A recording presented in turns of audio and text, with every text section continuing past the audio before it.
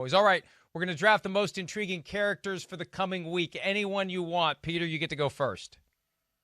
I'll say number one will be Shaq Barrett. And, I think the Tampa Bay Buccaneers have made a very calculated decision in not placing the franchise tag on Shaq Barrett for the second time. And that calculated decision basically is that, look, there's a lot of pass rushers in this market. And we are hoping that nobody goes out on a limb and pays Shaq Barrett 18, 19 million a year because we really want him back. So to me, this is a calculated risk.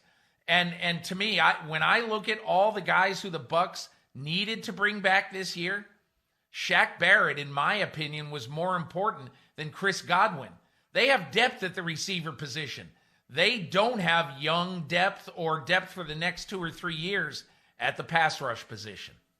And Peter, if all else fails, with all these other pass rushers that are available in free agency this year, and there are plenty, you could go out and get maybe 2 or more, or get somebody else with the money that you would spend on Shaq Barrett. And Shaq Barrett was a value free agent a couple of years ago that Jason Light and the Buccaneers found. So I think at a certain level, you have to have the confidence you can find a replacement for a lot less. That's than what what this you'd is have about. to pay Shaq You're Barrett. right, Mike. Yep.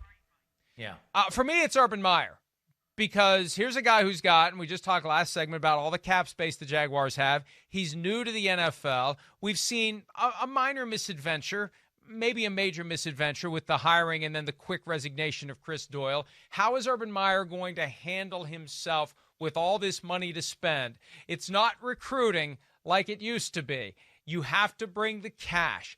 Who's he going to be able to lure to Jacksonville, especially once the first wave goes by after the first couple of days? How can he convince guys to pick the Jaguars over other teams? Urban Meyer, I think, is going to be a very fascinating individual, good, bad, or otherwise, over the next few days. My next one's going to be Joe Douglas. And Mike, the fans of New York and the tabloids of New York don't want to hear when you've got $69 million of cap room and there's a lot of good players in this market. They don't want to hear, hey, listen, when we've spent $1 jillion on free agents in recent years, it never goes well. Did it go well with Le'Veon Bell? No. Did it go well with C.J. Mosley? No.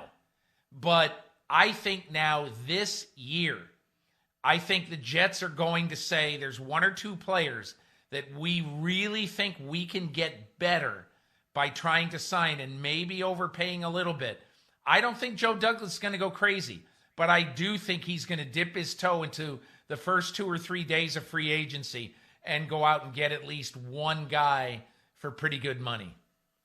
I'm going to stay with another GM, and I'm going to go to Chicago, where Ryan Pace has a quarterback decision to make. Is he going to try to go all in to get himself Russell Wilson? Could Deshaun Watson be persuaded to make the Bears a destination? Would Chicago try to get Deshaun from Houston? What are they going to do at quarterback? Is Trubisky going to be back? Could Nick Foles be traded to Philadelphia? This is a complete open slate for the Chicago Bears at the quarterback position, and Ryan Pace has his job in many respects riding on this next decision he makes at quarterback, Peter.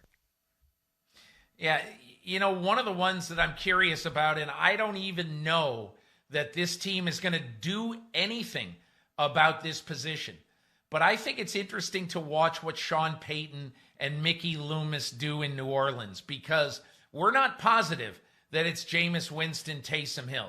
We think it probably is, but we don't know that for sure. And I'll be curious to see what are the signs, because even if they do absolutely nothing in free agency, you can read the tea leaves and say, aha, they're not doing anything for the rest of their team, because they know the rest of their team is okay. They're not happy about losing Trey Hendrickson, a really good young pass rusher. They're not happy about that. But this offseason, they believe is going to be about taking their best shot at either the best quarterback they can get or to kind of retrench and to build around these 2 quarterbacks for this year. And, I had on my list Drew Brees. I'm not going to pick Brees because I think it fits with yours, but Brees hovers over this as well. We are more than 5 weeks removed from when Sean Payton said on this show, we're a week or a week and a half away from getting an answer on Drew Brees. We still haven't gotten one. And it becomes more conspicuous and more awkward if he hasn't announced his retirement before the start of the league year, where they have to go out and possibly re-sign Jameis Winston. And if they re-sign Jameis Winston, there's no room at the inn for Drew Brees at that point. But then Brees could walk through the door and say, hey, I'm only under contract for $1 million. Why isn't there a spot for me? So I think to the extent that he continues to hover unresolved over the Saints, that's fascinating as well. My next pick is going to be David Tepper. We talked about him earlier in the show. The Panthers owner wants a franchise quarterback, needs a franchise quarterback, and is determined to get a franchise quarterback. Is he going to implement a plan to get Deshaun Watson this week? What is he going to do with Teddy Bridgewater? Is he going to try to make a run on Russell Wilson? And he can't help himself. He's motivated to get that franchise quarterback, and I think we're going to see the Panthers do something significant, at least in an effort to get one in the course of the next week. Hi, I'm Mike Tirico, and thanks for watching. Make sure to hit subscribe for the latest news and highlights from NBC Sports.